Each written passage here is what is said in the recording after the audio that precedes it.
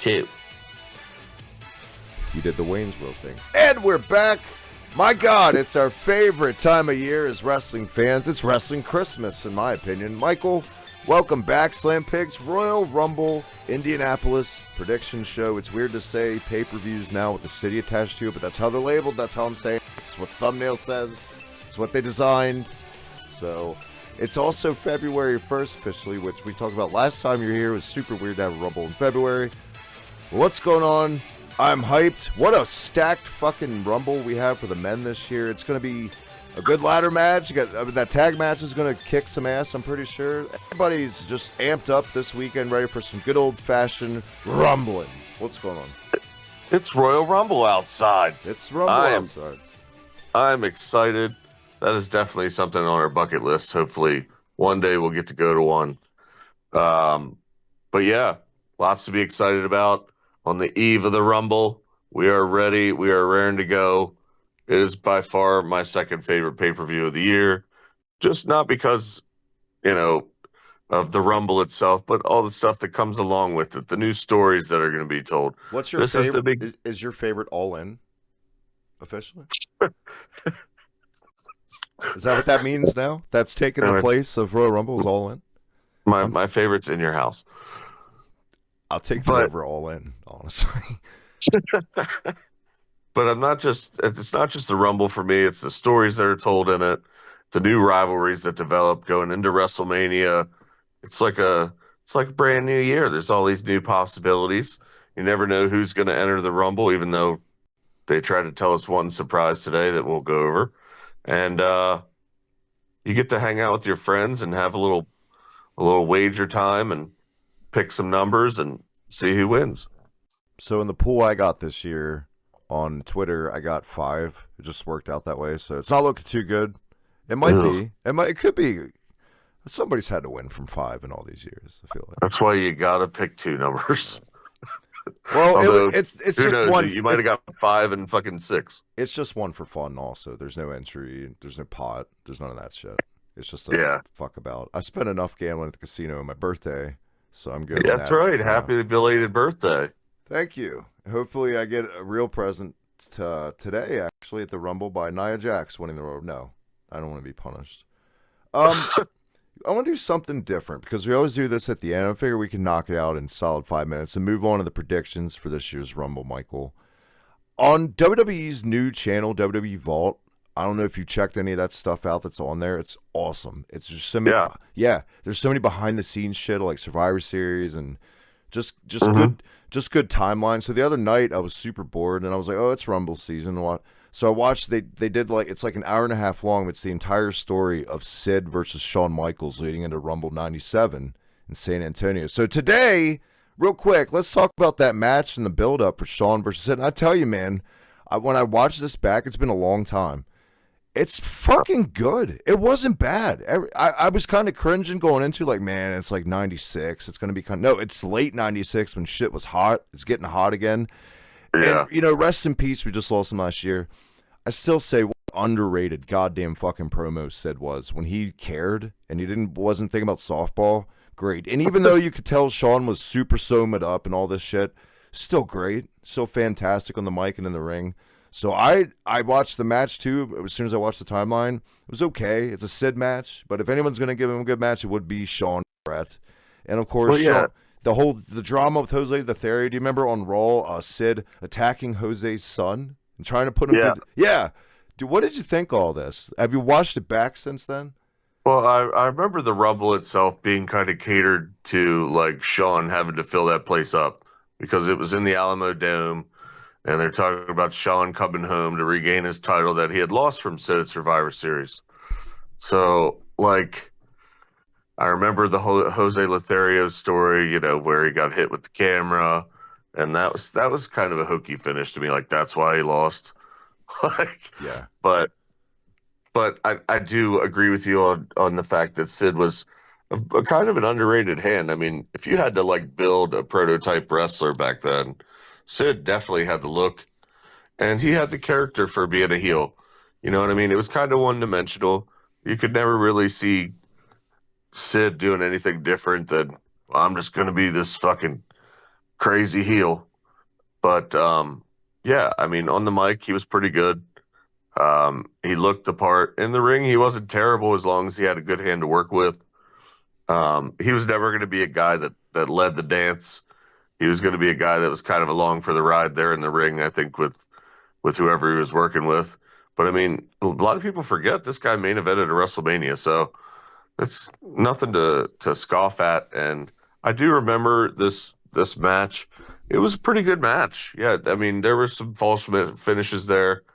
Um, it wasn't bad. Is it fair to say that Sid, in this timeline I watched, Sid wasn't getting booed a lot, and it didn't help that people were burnt out on babyface Shawn, and the guys booed him, but the kids and girls loved him. Is he the first real tweener before Stone Cold? I would say is right here. Is Sid Well, I think as champion? This was one of the starts of that era of the Attitude Era where people were getting tired of the babyface in general, like the old school white meat babyface. Everyone was getting sick of that shit. The kids were getting older, as you say. We were getting older. You know what I mean? Like we didn't want that hokey Hulk Hogan bullshit. Rah rah. We liked the ass kiss. We like the not ass kisser, the ass kickers. You know what I mean? We like the tough guys, Yeah. and that's how. We're so grown up now. We're ready for serious stuff like Meat and PMS and fucking vampires and fucking Goldust is like a sex slave thing and Baby New Year, Yeah. which we talked about last time. Yeah, no, I agree though. I do agree. But yeah, this is Like, super as far fun. as people that you wanted to cheer for, like you didn't want to cheer for the good guy as much anymore. You didn't quite mind the ass kicking guy that wanted to break the rules so much because that's as kids we were growing into teenagers and we were getting to that phase where we wanted to rebel. We didn't want to be good, so Yeah. why would we want to cheer for that? And I feel like at this time too, obviously it was Sean's hometown. So of course Yep. I just listened to, and I know you love him. He's your favorite. I listen to Bruce Pritchard podcast. I tend to do this. I'll watch a pay-per-view, then like a fucking nerd, I'll find a podcast about the pay-per-view and hear people that were there's opinions on it. So they worked like hell to fill the stadium because business wasn't exactly on fire at this time, Yep. So they had like so many buy one get ones with Dr. Pepper and Taco Bell and just weird shit like that. And they didn't get 60,000 in officially, they said, but they got like 48,000. So that's pretty Yeah, good. That's probably paid, and then the rest was free. Especially with the population in San Antonio at the time was only like 1 million. That's crazy that they were able to put that many people in there. But yeah, not a very, for me personally, I don't like the 97 Rumble match that much. There's too much randomness with weird AAA guys that everyone's like, who? And I know they're in the area. They're like, oh, it's close to Mexico. They'll know who they are. Guess what? They didn't. They didn't know who these fucking guys were. And neither did we as kids. And we were like, what? And, Well, it was still in that time frame too where they didn't have a whole lot of stars, so they needed to fill that Rumble with somebody. So This kicked off with your boy opening the Rumble 97 with Curtis Hughes managing Triple H. Your favorite of all time, Curtis Hughes. I love Mr. Hughes. He should have finished on top. But yeah, please check out this timeline, WWE Vault on YouTube, guys. Sid and Sean. I like it. Michael likes it. Means you're probably going to like it too because we don't like shitty things. Speaking of shitty things, it's not shitty. I don't know why I correlated shitty to that. It just happened. Rumble 2025, Indianapolis. I hope you're ready for seeing Royal Blue and Horseshoes and Pat McAfee for the next 24 hours, Michael, because you're going to get overloaded on Indianapolis. The 500 is going to be race cars. Fucking. Well, they've definitely hyped it up like this is supposed to be an all-time great crowd that we're going to have there in Indianapolis. What else is in it? Besides race cars and Pat McAfee and Horseshoes, what else is in Indianapolis? Chili? Ribs? Got some good signature dishes. I've never been there, so I don't know. Same. I've never been there either. Is that a bucket list thing? It's sort of like a Midwest place, I guess. So I'm sure they have their specialties, and I've never heard anything really bad about Indianapolis, so maybe it's a nice place. It probably is. You never hear it in like bad light on any kind of news source. Really. The one thing I will say is I did have a friend go to that stadium recently, and they said it was one of the nicest stadiums they've ever been to. So they have that going for them. It kind of looks like Ford Field a little bit, how that window's on the side. Well, you guys are looking at it on the thumbnail right now, but I know they have the NFL Combine there like every year. Right. So I mean, you have to have a nice facility to be able to do that every year. So, I mean, I'd be down to go. It's not that far. Michael, 4 matches this year. This is the least amount of matches I think there's ever been for a Rumble pay-per-view. I might have to fact check that, but I'm pretty Less sure. is more, man. I enjoy that. I enjoy it too, but I just feel like you could squeeze another match in there, and I know we have obligations to ads and advertisers. If we didn't have so many goddamn commercials in these things anymore, you know? Well, and you got to remember they have 2 Rumbles now, so I mean, you got 2 hours worth of match just right with that. So depending on how long you want this thing to be, Yeah. this definitely goes with the Triple H era of him trying to put out more quality than quantity, I think, which I think we appreciate as longtime fans.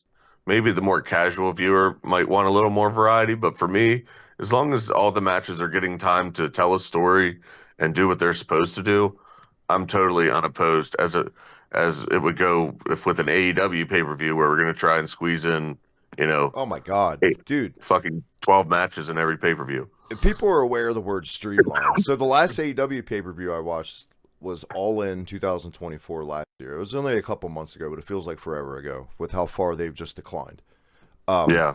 But it was just like, I don't know if you used to watch New Japan bootleg pay-per-views back in the day, but Yeah. New Japan pay-per-views used to just be like, bam, bam, bam, bam, match, match, match, vignette, Yep. vignette. That's exactly what it felt like. And there's never a time to catch your breath. That's what fucking ECW is guilty of. You know I love ECW, but they're guilty as shit of that. They never gave On you this- time to process shit.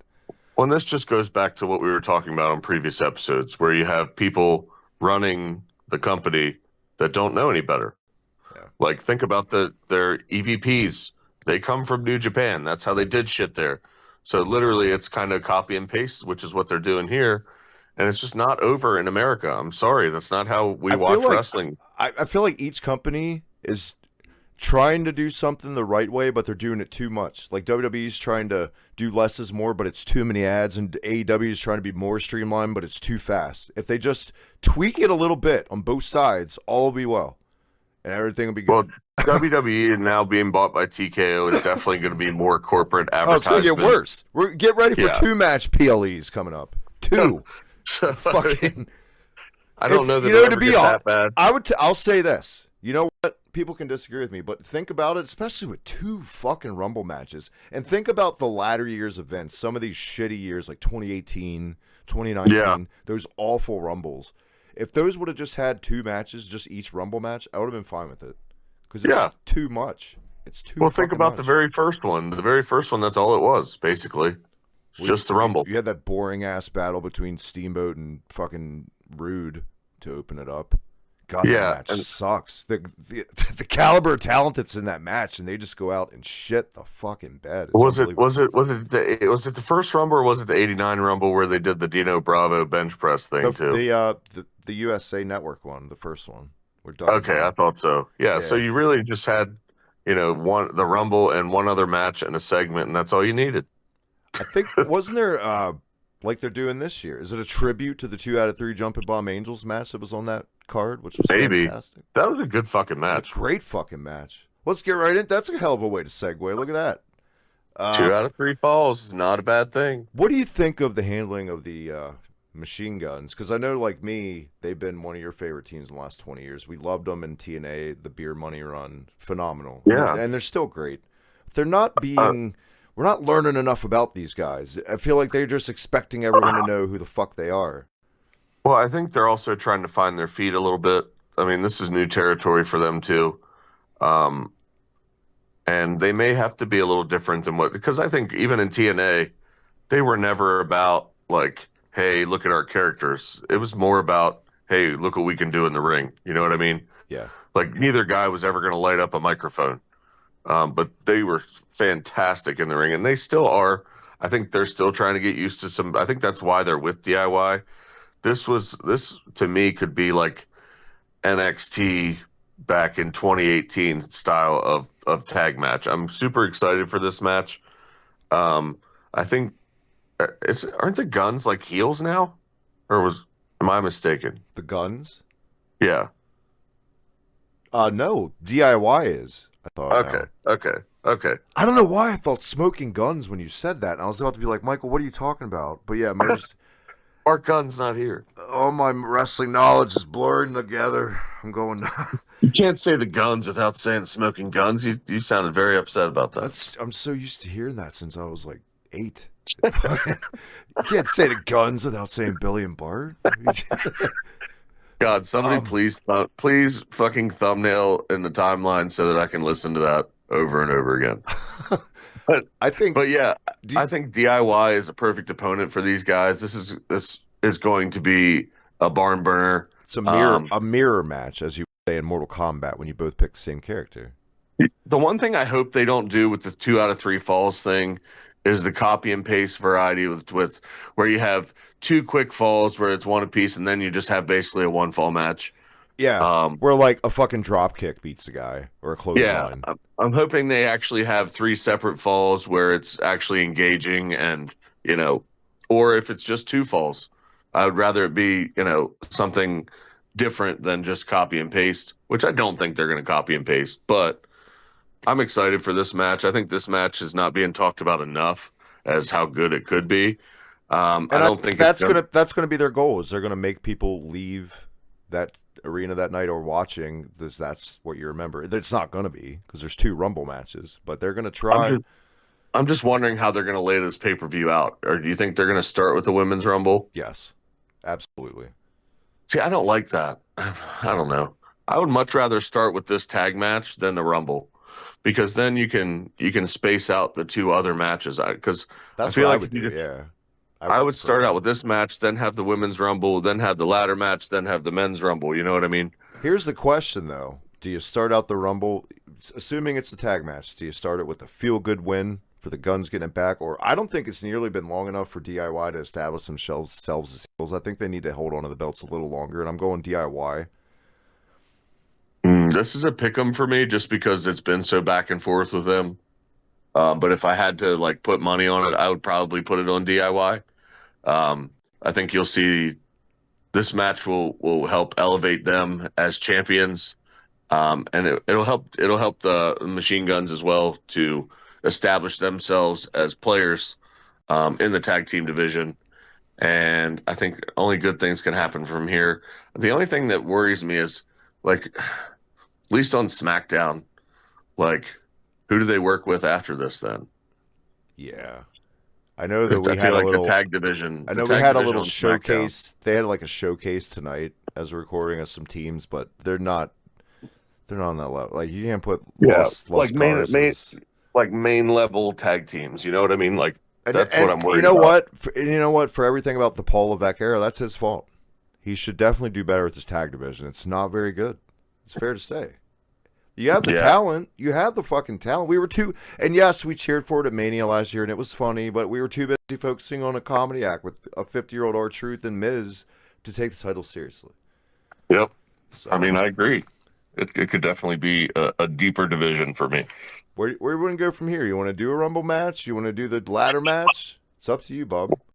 Well, let's do the ladder match, the most obvious of them all. The most obvious of them all. Now, they're trying everything they can. Every fucking thing they can to make you think Kevin Owens has a chance to win this match. Tonight with Punk.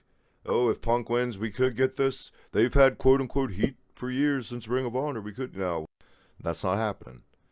Kevin Owens has about as much chance of winning this ladder match as I do waking up tomorrow an albino blonde boy. It's not happening. Well, it doesn't help that it's the Royal Rumble, and I feel like he loses every year at the Royal Rumble. He does. What is it? And they said it on television, 5 times? Has it been that many? I knew it was 3. It's been at least 3, yeah. What was it, fucking Goldberg? It was 1, right? He was 1. He did win 1. He did win 1 Royal Rumble. That was 2017, I think. No. It was when he beat Roman Reigns. Is this a new streak? It was before he lost to Goldberg at Fastlane or whatever. You know what pisses me off the most about this whole match and everything about it, more than anything, is that after this match, Michael, the Wing Eagle's going back to storage. That sucks. I know. That really sucks. I'm going to miss it. But it was cool to have it back, even though, for some reason, the ones they're bringing out, they could at least polish them, because we can tell they're $300 rep belts. They don't look very good lately. They don't look very goldy. They look cheap as fuck, actually. Yeah, it's not their best work. Well, what do you think, in your opinion, and this is a loaded question, What do you think this build has been, the entire storyline, Kevin Owens and Cody so far, and Cody going into Mania as champion? Do you think he's had? You need to. You don't go 2 years of Mania with him chasing to not his first year with the belt, not in some capacity with the belt. You just don't. That's not good business.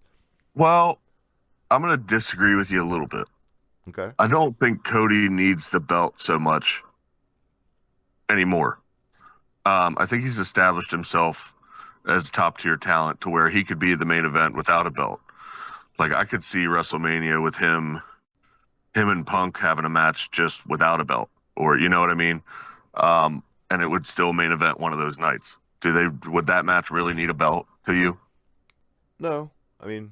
So I think he's definitely up on that level now with those top, 3, 4, or 5 guys where they don't necessarily need a belt to, like, you could put Roman Reigns anywhere with anybody without a belt and he's going to headline, I think. Yeah. But he's another top star. So I don't think but like a Gunther right now needs a belt because you're still establishing it. Correct. He's still not top level, at least in a lot of the fans' eyes. And it's not his fault. It's how he's been presented. So he's always been that unstoppable, like, champion. He needs a belt to have that character. Whereas Cody has kind of, I don't want to say plateaued with being the champion, but he's finished his story. He did that run. Now he's just, he's a top guy now. I don't know that he necessarily needs a belt to be a main event. But yeah, I think storyline wise, it would make sense for him to go into WrestleMania with the belt. But there's a lot that can happen between now and WrestleMania. You still got Elimination Chamber, so who knows what they're doing with that too. Exactly. And how I think this is going to play out, because they've had Sami Zayn intertwined in this. I think he's going to play into the finish where, how he's been conflicted to help Owens. He's going to come out at this and make you think he's going to push Cody over or something. Then he's going to have a change of heart and he's going to stall.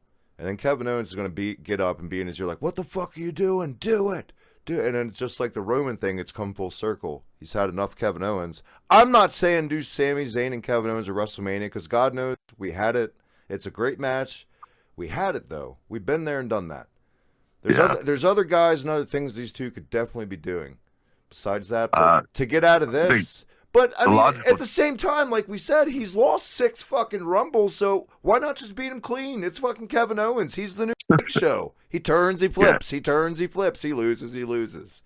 Doesn't matter. I think you're definitely going to have a lot of interference in this match, but I think the most obvious finish for me is it's going to look like Kevin Owens is going to win, and that's when you're going to get Randy Orton's return. Yeah. And I forgot about Orton. Yep. That's what they're going to set up for Mania. I think it's going to be Owens and Orton at Mania. But I could be wrong, but rarely am I ever. Oh, my God. Will you be serious? I mean, I can't help it. I pick winners, baby. How's the Cowboys doing? I didn't say I picked winning teams. Oh, okay. All right. That's good. I like the way you got out of that. That was slick. Yeah, but I definitely see Orton being the edge in this match as far as how the finish is going to go. I think he's going to come out and cost Owens the belt, and that's going to set up their WrestleMania run. Well, he can't, Michael. He can't be the edge because that's Cope. Randy Orton isn't Cope. That's Randy Orton. Don't say that name. Well, I read in Observer that Adam Copeland prefers to be called Cope because it's that. Oh, you shut up! Yeah, nobody wants to call you that. Stop it. It's so dumb. Oh my God. It's really dumb. It's really dumb. But yeah, either way, this is going to be a hell of a match. We haven't had a good I guess the one that we saw at WrestleMania was okay, but I haven't actually gone back and watched it on video because we were there. So in my opinion, we haven't gotten a good ladder match in a while. I mean, I hope it's a good match. I also hope they both come out of it, hopefully mostly unscathed, because the last thing you want is this kind of match is somebody getting injured right before WrestleMania. Yeah. But yeah, I'm hoping they don't go too over the top with it. I'm hoping it's more of a physical contest without so much of the high spots. I think that's probably what you'll get from these guys mostly. You'll probably see some weapons and stuff used, but hopefully nobody's jumping through ladders and stuff like that, like you need with a TLC match. This is a guy, Cody Rhodes too, and he wrestled that match with like a purple titty. So I don't, even if he got hurt in this, nothing's going to stop him from going to WrestleMania. And that was just for like a fucking B show, Hell in a Cell show or something, right? Yeah, that was purple titty. But it was important to him. It was to finish off the feud. So yeah, and he's got a badge of honor for life now for that. So yep, you wouldn't have caught me in a ring with fucking titty all purple. Well, we got 2 loaded matches left, Michael. What a timestamp that, by the way, guys. That was a hell of a sentence. What you just closed with. I guess we're gonna go women. The women's Rumble match, Michael. I would say it's stacked, but and I don't want to be a dick, okay? But it's the same fucking roster of women, besides like 1 or 2 that are on here every fucking year. It's nothing. I'm hoping it's not going to be as nostalgia based as it has been in the past. I'm hoping it's going to be more NXT. Can we please fucking stop with the Molly Holly, and God bless Molly Holly, but the Michelle McCool and the Molly these throws. Stop it! Hey Victoria, I'd go away. You're really hot, but no. It's okay to have 1 or 2, but there's so much talent down in NXT, especially from that era. That era sexualized women so much, and is the exact opposite of what they're trying to make women now. It just. I don't know. I feel like we're going to see Nikki Bella in here. If I see Nikki Bella on my television, I will immediately go to the bathroom. As far as surprises, let's say the big one that everyone's kind of rumored about. I still don't think it's happening. AJ Lee, I don't think it's happening. CM Punk was just on McAfee's show like today or yesterday and said she's going to be home. Yep. I don't think she's coming back to wrestling. I think she's done. But I think this, out of any of the matches on the card, I shouldn't have said the most obvious with the ladder match, because I think everyone's pretty universally on the same page here with who's going to win this match. It's going to be Charlotte Flair. Who? Because all I've seen the past couple of weeks is some Puerto Rican woman in these vignettes. She's unrecognizable. It does not look like her. I mean, she looks great, but she's definitely. It's weird, but I don't know. Some people are saying Bianca Belair, and I'm like, that feels like 10 steps back. Becky Lynch, team champion. Becky Lynch feels like 20 steps back. We've been there, we've done that so many times, and they're both great. They're great. But that's also Triple H's fault. He hasn't made enough new stars in the women's division to make you think that there's a possibility that some of these other people could win. So, I mean, other than Charlotte, Becky, Jordynne Grace will probably be in there. Roxanne Perez will probably be in there. But these are also throwaway entries because they're surprise entries that automatically makes you a throwaway, unless you're Cope. Well, yeah, I mean, it's not gonna make you think, oh, well, they could win. Even though I'm pretty sure Jordynne Grace is done with TNA, she's officially going to be with WWE after them. Yeah, she signed. Yeah. They announced like a week ago or something. Yeah, I saw that coming a mile away. I mean, for me, Jordynne Grace, great in the ring. I'm excited to see what they do with her. Character-wise, she's never really done much for me as far as what I've seen. I'm Jordynne Grace. Hi. Yeah, I have really big muscles and I'm 4 feet tall. But as far as it's still better. It's still better than Raquel Rodriguez's gimmick, where she just stands on the stage and goes, "Back, look at my back. Look at my back." There's no definition. Such a Vince thing. Look at that back. Look at it. Look. Well, they call her Big Mommy Cool. It's so terrible. She's so terrible. And I swear to God, she's got Nia Jax syndrome. Every time I see her on TV, she gets worse. It's awful. I mean, I think we all know whoever wins the Rumble is going to eliminate Liv Morgan last. Because that's the way they do things in the Rumble the past couple of years. I'm trying to think of who else could win besides Charlotte, but they've made no effort to remotely build any woman up there, really. I mean, it's good that they maybe Io, but it also feels like 10 steps back because she was just champion last year going into Mania against Bayley. I know, but she's such a good worker and a great talent. Like, would anybody be upset if she won it? Yeah, I feel once again I feel like a dick, and we're allowed to like what we like. I don't really care that much about who wins this match. I really don't, especially with Charlotte Flair. Well, and it's not just about who wins it. It's about what the storylines are going to be. Like, are you really like invested in any female storyline. They've just not really done much with them this year. It's been fucking Rhea Ripley and Liv Morgan for the whole fucking year. The And tournaments were okay. We got some good matches on those. yeah, it But- was great to get to showcase some of them, but they didn't make you think that any of those women are any better off before the tournament than now. The problem with a lot of the women on the roster, and it's a fucking coincidence that it works out this way, but the ones who have the most organic fan support and are over, they're the ones that are most fucking injury prone. Everybody was up in arms that Lyra Valkyria beat Dakota Kai because she's super popular. But Dakota Kai's injured now. She had a concussion. And I even tweeted that. Valkyria was the right choice. She's not a liability. Tegan Knox just released because of this shit. Yeah. You got to stay healthy. And it's not her fault. I'm just saying and I'm no diehard Lyra Valkyria fan. I don't understand I'm a bird unless you're Coco Beware. I don't fucking understand the gimmick. It's dumb. She's a hell of a worker, but let me know more about her. Other than she has fake fucking wings. That's great. And like this match, that's great. This awful segment we saw tonight with God bless Stephanie Stratton for trying to carry this. Candice LeRae. I'm good. Just move on. I know Charlotte Flair. There's my pick. I'm with you. That's one of the few women they have elevated over this 1 year time period is Tiffany Stratton. But Chelsea Green has done tremendous for herself.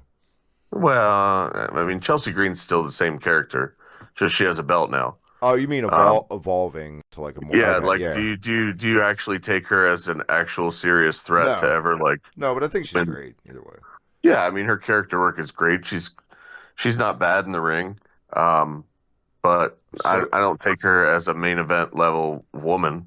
You know what I mean? People know my love for seeing Mia Yim on my television. I'm telling you, they've got to stop. People do not give a fuck. Chelsea Green, you would have thought she was the baby face if you had no context going into watching that. Mia Yim is never going to get over in any capacity. And I don't want to see people lose their jobs, but just cut bait on some of these people. Well, can you quit trying to make her a baby face at least? Like, even as a heel with like the OC or whatever, what the fuck? She is a charisma. She's a Steve Blackman. She is. I'm sorry. You calm yourself. That's going to upset some people. Please don't find me, Keith Lee, and powerbomb me through my desk here, but I'm sorry. It's your wife. My bad. Everyone loves Steve Blackman. You calm yourself. One more left, Michael. Your favorite match of the year, my favorite match of the year. The men's Royal Rumble. Roman Reigns is actually in a Royal Rumble match for the first time, and I can't remember. It's been that long. It's been a while. Probably since 2017. Yeah. This same Rumble, he lost the title match and then came back in the Rumble. Mm-hmm. Oh, yeah, that was bullshit. Everybody thought it was going to be like Kenny Omega or some shit that year. Yeah. I remember. Yep. And then he came in at number 30. Oh, now I remember the Instagram videos of like fat guys breaking their TVs and stuff when that happened. Taking it that serious. But yeah, Roman Reigns. You got Drew's in there. You got. We know that's your favorite. You got Seth Rollins, who right now it feels like an afterthought on everything. CM Punk. Who else we got? We got our man LA Knight, who's a long shot, but goddamn it, you got John Cena. You got John Cena. His last Rumble. You sure do. And that's so right now I think he's the odds-on favorite to win it. Look, I respect the fuck out of John Cena. There isn't a more good fucking person on this planet. But you and I, all of us, have suffered through the Cena era. We made it through on the other side, and now when he shows up, everybody cheers him because we respect John Cena. He held his head up high through that entire run and fucking just took it on the chin from all of us as fans. We shit on him for like 15 years, okay? I respect him when he comes back, but not in a title program. Come on. My favorite thing about the Royal Rumble match, it used to be, was it was always a vehicle, Michael, to take a guy from the mid-card, you can just feel that organicness, and it's to elevate him to the next level. Certain times, I like it when they do a guy that's won the big one before winning it, if it makes sense of the story. I guess it does with Punk, but I always prefer it more, Michael, when it's a guy that's never won the belt, and I feel like you do too, deep down. I mean, I think if we all had our choice each year, it would be somebody different. You know what I mean? It would definitely be somebody that you want to see elevated to the next level. but sometimes it does call for a little nostalgia, and it does call for somebody that maybe has won it before that hasn't gotten their just dues. But John Cena, it just doesn't feel right to me to have him win it. Even though I could totally see them doing this, it it feels more right for me to see a guy like CM Punk win it. Here's what I got. Here's what I got in my head for Cena going into Mania. I feel like in this match, he's going to eliminate my favorite and your favorite, Logan Paul, and then Logan Paul is going to pull a refrigerator Perry Big John Stud, and pull Cena over. And I think those two are going to into Mania wrestling each other. I think it's. Well, I think that was the plan originally, but without The Rock in the match, I think they kind of, from what I've read, they're going away from that plan for Mania. Plus, do you really want to see John Cena's last WrestleMania with Logan Paul? No, I don't. No. As much as I want to see it. I want to see it with Gunther. I don't want him to win the belt. Have him win Elimination Chamber and face Gunther. Then I'm okay. Then I'm good. Yeah.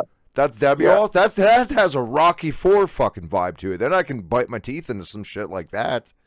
Because Gunther's tailor-made to be the guy in that role for a character just like John Cena, Captain America, G.I. Joe. And it would make sense, especially with the rumored match that he's supposed to be having with Goldberg. So he beats Goldberg, then it sets up for Cena. You know what I mean?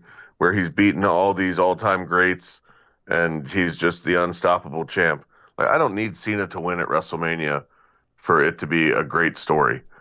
I don't think John Cena feels like he needs to win either for it to be a great story. He wants to have great matches, and he said it. He's interested in working with a lot of people that he hasn't gotten a chance to work with. So I could definitely see my story here with Cena would be maybe he gets to the Final Four or something, gets close, but just comes up just a little bit short, because that would make more sense as far as storylines go, because who has Cena really beaten in the past few years when he's come back? He's been a guy to put over newer talent or more established talent. He hasn't currently won anything, has he? He never. Yeah, I hasn't mean, won he a got match in like 5 years. the last one-on-one match he got fucking squashed by Solo. Mhm. So, I mean, to me, it would make much more sense for his first match back, his last Rumble, for him to have a good showing, but he doesn't need to win it. Exactly. I totally agree. My pick, Travis, I'm going CM Punk. And I think that's a beyond safe pick. I don't want to say it's obvious, but in a way, it's like we were saying earlier, this is a year where a guy who's won the belt before winning it kind of would make sense, and I'd be all right with it, because he needs the main event that Mania. That's his fucking story. He needs to do it. He's never won a Rumble. He's never main evented WrestleMania. Now's the time. He's continued trudge through adversity this year. He came back from injury. He looks better than he's ever fucking looked in his entire career, to be honest, right now, physically. Yeah. It's great. He's been a company guy. He's held true to his word. He's not causing shit. People are digging him backstage. Why not? And I think it's going to come. It's going to come down to him. I think people want to see it. it. Yeah, I think people want to see it. That's my dream scenario at the end. Him and Roman, and somehow Paul Heyman costs Roman and goes with Punk. Now, a lot of people are saying, too, and this is interesting, too, but I don't want to see this match either, that it could be some corporate bullshit going on. You think it's over, but number 31, and it's The Rock, and that thing on Netflix was a swerve when he was pretending to be a babyface, and it's going to be The Rock and Cody. I've heard so much back and forth if that's in the works or not. I give up. If it's going to happen, it's going to happen. I want to see. I mean, I guess I would like to see that match, but not for a belt. It doesn't have to be that. Those guys don't need a belt. Honestly, for my personal taste, I would much rather see Rock versus Roman than Rock versus Cody, and I would much rather see CM. I would much rather see CM Punk and Cody than Rock and Cody. I think that's your Hogan and Warrior match this year. Punk and Cody. Yeah, that's how I would main event night 2. Now look, if Travis had the book though. See, I've got this small, glimmering thing of hope. And it got even more or less tonight when I saw the tag match, and the finish had nothing to do with him, and he just fucking spilled to the outside. You never saw him again. To make him officially a megastar, you can't just keep calling him a megastar without some fucking proof to the pudding. The mark in me wants LA Knight to win, of course. We all want the hometown boy to do it. Shock the fucking world. He's still over, maybe not as much as he was, but that's your fault, WWE. It's your fucking fault. It's ridiculous. Fucking ridiculous. What's going on with him? Unfortunately, it just wouldn't make any sense storyline wise. It wouldn't. No, it would be a come out of left field Rumble win, and I can't. God, when's the last time that even happened? Nakamura, was that a left field one? But I would definitely say he was not expected, at least for me, as much. No, but I don't see it happening. Unfortunately, no. I don't think this is his year. I think last year he was much hotter than he is this year. But like you said, I don't think it has necessarily so much to do with him as it does with what they're doing in WWE with the booking. Yeah. So, unfortunately, I hate to say it, but he's just another guy in this year's Rumble for me. What really sucks for LA Knight is he got red hot at a time like a year and a half ago when they were knee deep and already too invested, and their hottest storyline in years, the Bloodline. Yeah. Like the Bloodline shit still went on way too long, but he just ended up being another guy to feed. It was just terrible timing. Like, imagine LA Knight coming along in like 2017, 2018 when everything sucked. And it was just Brock all the time and Roman. Then we're talking. I think things would be a hell of a lot different right now. And I think he still has another chance to elevate himself. I could definitely see him having a long run in this Rumble, maybe an Iron Man run, to where he's one of the first two guys. So he gets his promo in. He gets the crowd fired up. And then, lasts for a while. And maybe gets eliminated closer towards the end. But as far as LA Knight goes, he probably wouldn't even be in my top 10 to win it. Who's your Iron Man this year? Because I got in at number 1 this year for me, I got Penta. I think they're going to try to establish him as he can go. Either him or Jey Uso being the Iron Man in the match. If I had to pick two, I would go one of them being Drew McIntyre. I could see him having an Iron Man run. And I guess another safe choice for an Iron Man run for me would be Seth Rollins or Sami Zayn. I could see Drew also having like a Maven Undertaker moment. Maybe Penta eliminates him and it's Penta and Drew at Mania. I'd be happy. What do you think? We haven't recorded since that. How do you think they've handled Penta's debut and all that? In my opinion, real quick, I feel like he's already 10 times the star he was in the past less than a month than he was in 5 years in AEW. It's not even funny. It's not even close. They've definitely showcased him well. You can tell that he's the kind of character that's built for WWE. He's going to sell a lot of merch. Here he is. Also seems to be very good in the ring from what I've seen. His first match with Chad Gable, I don't think got enough love for what it was. I thought it was a really good match. But yeah, I mean, I don't necessarily. This is really my first real look at him, like for getting to see him regularly. I had seen bits and pieces of him throughout the years, but I'm still not keen on the character yet, on everything that he has to show. But as far as in-ring talent, he's definitely marketable. I could definitely see him being upper mid-card, at least for now. Most definitely. I feel like now he's definitely way more.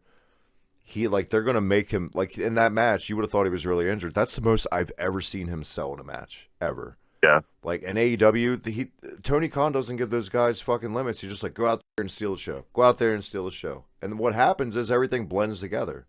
So I can't remember one Penta match from another in AEW because they're all like Young Bucks matches to me with no rhyme or reason, no selling. Well, there's no selling. Yeah, exactly. They just do move after move just to get.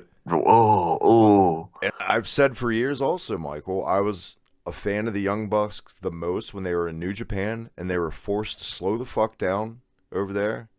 You know what I mean? Not as much as Penta is in WWE, but still, that was the best Young Bucks to me. Less is more, make shit mean more.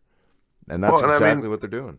As American wrestling fans, I think a lot of us prefer a style that tells a story, not just, it looks really athletic when they do all these moves, but is it really making you believe in the storyline or what they're trying to get across? Yeah. No, they're just doing a bunch of moves to do them. Like, look what I can do. Now, sometimes, in modern wrestling, the story can be good and the match sucks and it blows up in AEW. Like Britt Baker and Monet, even though I can't stand either, they had a decent build to their match. The match was terrible, though. So Yeah. none of it mattered. The match has got to be good too, guys. I mean, That's another rumor mill that I could be excited about. I would love to. I'm hearing Britt Baker could be on her way to WWE. she's got a while to wait. I know she's got at least a year and a half on her contract. And I think he added the injury time because she's been injured a lot I mean, I could definitely see him trying to hold her up, down in but Guantanamo Bay.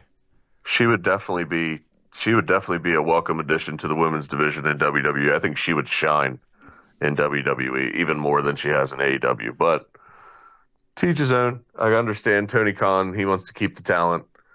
But he's done even less with the women's division than WWE to me. But Fucking atrocious. Dynamite. I can't tell you the last time I watched an episode of Dynamite. Like actually watched it. So I'll watch highlights like you probably do on Twitter. Last week's might have been their worst show since the pandemic. There is nothing going on with that company right now. It is just dead. Jeff Jarrett, that probably is going to help things. Let's just do that. Let's have Jeff Jarrett feud with MJF. Hey, you guys are sick of John Moxley? Well, here's more of him, and more of him, and fucking more of him. Non-stop. Fucking Moxley. Hey, the best thing going is Tony Storm. Put her on Collision. On just fucking Collision. Nothing but Collision. Yep. The night, the week where everybody's out doing stuff. Saturday wrestling shows, weekly Saturday wrestling shows are never going to work. Stop doing it. Only Saturday night's main event are going to work because they're biannually. They're specials. People go out of their way to make time to watch them. They will not just watch the highlights because it happens every week. Unless it's a pay-per-view or premium live event. Sorry. Yes. Like tomorrow, see, the difference is people aren't putting on Dynamite and Collision and bars. Tomorrow, so many bars and pubs are going to have the Royal Rumble playing. It's ridiculous. I feel like, is this the most mainstream wrestling's felt since the Attitude Era, Michael? Like people are just, I don't know. It just feels that way. Well, I think it's definitely become more acceptable in mainstream society. But I think that has a lot to do with society as well right now, too. WWE has become a more attractive thing to watch because it's also branded with the UFC, which is like super hot. And they do a great job of advertising it with how they do things. So it's much easier to watch now, too, than it used to be. It used to be you had to tune in every Monday or every Thursday or Friday to see the show. Now with it on Netflix, you can watch Raw whenever you want. Mm-hmm. You can catch up. You know what I mean? You can watch. You just have to worry about tuning into SmackDown. Even with Saturday night's main event, you can go back and watch that pretty much whenever you want. And honestly, all you really got to do is just get on social media, and you can follow what's going on as it happens. Yeah, with highlights. It's so much more accessible with social media in general to watch wrestling. So I think that has definitely contributed to the popularity and why it's more mainstream than it has been in a long time. But Travis, well said. We didn't get your pick. Who you got winning the men's Rumble? I don't want to copycat your answers all the time because Punk is a great answer. But if it's not Punk,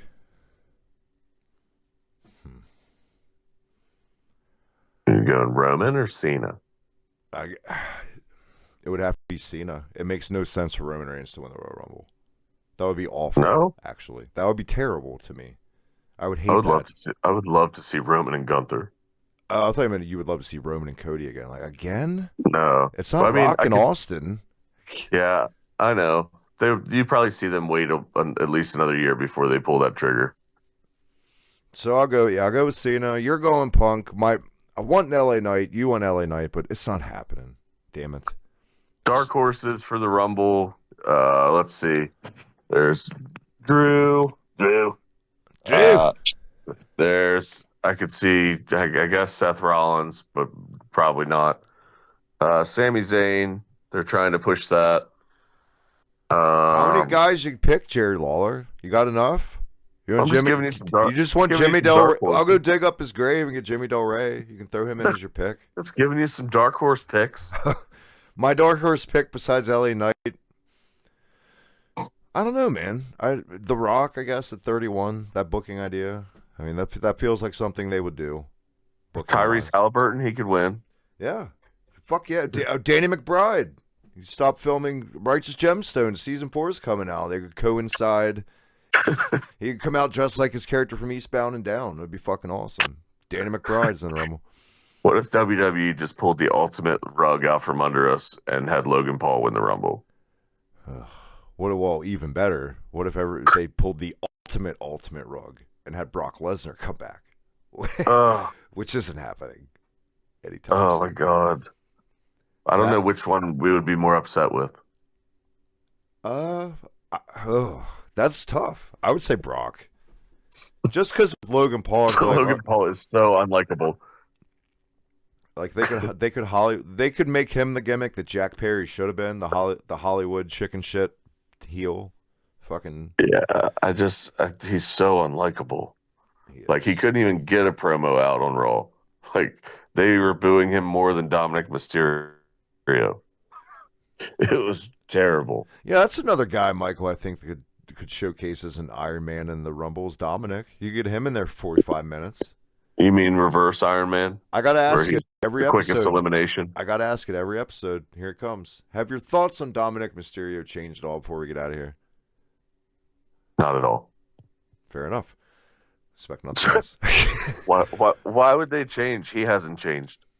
Like, what has he done to make me change my thoughts on him? I don't know. I think he's solid. I think he's really good. He's still a lower mid card talent that gets beat every week. I think he's great at his role. I think he's great. I'm not saying he's not good at what he does, but I mean, he's a glorified jobber. Well, Michael, we better leave out some beer and somas for Doug and Claus tonight, the winner of the first Royal Rumble, because it's Rumble Eve. We better get to bed, and it's getting late, and I can't wait for the Royal Rumble, Michael. I don't know. We might do a post show. Who knows what tomorrow brings? Never know. Never know. Maybe we'll have a guest. Never know. See what Logies Hoagies is doing. I haven't talked to him forever. I mean, just like a text here and there, but maybe. Yeah. Rekindle the passion with you two. And until then, Michael, one more time, where can they catch you? You can catch me at Mike the Slam Pig on X. Also, catch me on Facebook. Other than that, I'm old. I don't get on all the other stuff. And you can check me out on Twitter, X, at Reset Button Pod. And also, not just here YouTube this, but also Reset Button Podcast, my other podcast of my buddy, Michael's buddy, Tannen. I use that term loosely for you. I get it. I like Tannen. I know. I'm just fucking around. Retro gaming and nerdy talk and all that silliness. I just played some Sega CD yesterday, Michael. It sucked. It fucking sucked dick, and it was terrible. That sounds exciting. Well, if you're into that kind of thing, watching me torture myself, get over there, check it out, hit subscribe. Hit that subscribe down below. Royal Rumble 2025. Let's settle in, buckle down, get ready to rumble, Michael. Until then. Let's get ready to rumble. I'm glad I'm a bulldog.